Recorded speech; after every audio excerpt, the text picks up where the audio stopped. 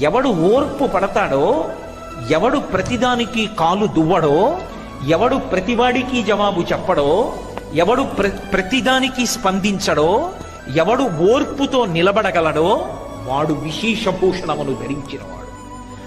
పైకి వేసుకున్న ఆభరణాలు కావమ్మా డాబు, పైకి కట్టుకున్న బట్ట కాదమ్మా డాబు. అసలైన ఆభరణం ఉండవలసిందేది అంటే ఓర్పు.